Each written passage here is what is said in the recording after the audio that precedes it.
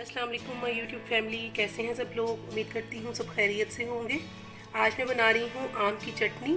तो चलते हैं, उसके इंग्रेडिएंट्स चाहिए। तो ये है कि 1 कप चीनी का है 250 ग्राम, 3 टेबलस्पून मैंने सिरका लिया है, और यहाँ पे मसाला जात में से मैंने कलवंजी ली है, सुरख मिर्च का पाउडर लिया है, नमक लिया है और ज़ीरा लिया है, दालचीनी का 1 टुकड़ा लिया है और साथ 350 ग्राम मैंगो लिए हैं।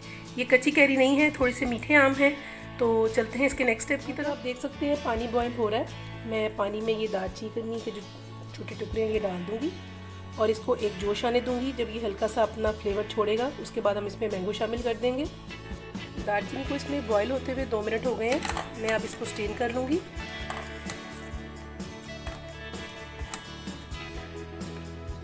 यहाँ इस पानी में ये मैं मैंगो शामिल कर रही हूँ। टाइम देख के पूरा 1 मिनट हम इसको बॉयल करेंगे और अब इसको भी स्टेन कर लेंगे। यहाँ पे हमारा 1 मिनट पूरा हो गया।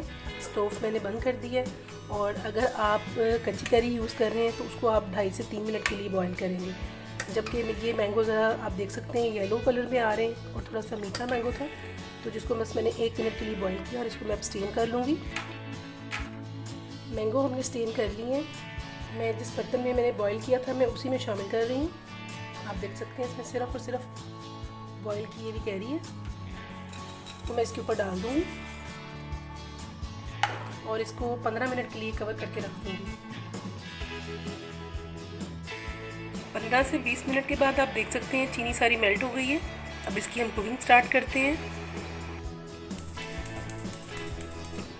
यहाँ पे मैंने बर्नर ऑन कर दिया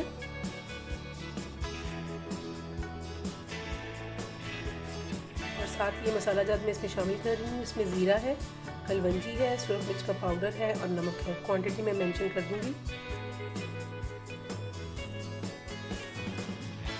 यहाँ पे इसको पकते हुए तकरीबन 8 मिनट हो गए हैं और ये 3 टेबलस्पून जो सिरका है वो मैं इसमें शामिल कर रही हूँ। सफ़ेद सिरका यूज़ किया है मैंने।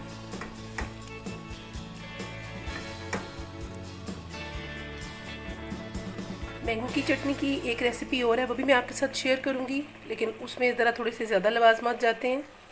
ये बहुत सिंपल और इजी है। देखिए यहाँ पे हमारी चटनी जो है वो बिल्कुल तैयार है। मैंने इसको सिर्फ सिरका डाल के 2 से 3 मिनट के लिए पकाया है। चाहे आप इससे भी छोटे छोटे पीसेस कर सकते हैं। मुझे थोड़ा सा ज़रा बाइट में आए इसका पीस, मुझे इस तरह अच्छा लगता है। आप लोग इससे भी छोटा पीस कर सकते हैं। आप देख सकते हैं ये इसका शीरा है। ये भी जब ठंडा हो जाएगा तो थोड़ा सा गाढ़ा भी हो जाएगा। तो मैं अब इसको ठंडा होने दूँगी और फिर किसी एक कंटेनर में डाल के उसको फ्रिज में रख दूँगी। आप 3 से 4 माह बहुत आसानी से इसको इस्तेमाल कर सकते हैं। आप लोग भी ज़रूर बनाइएगा, ट्राई कीजिएगा और मुझे इसका फ़ीडबैक दीजिएगा। Thank you so much. अल्लाह हाफ़िज़।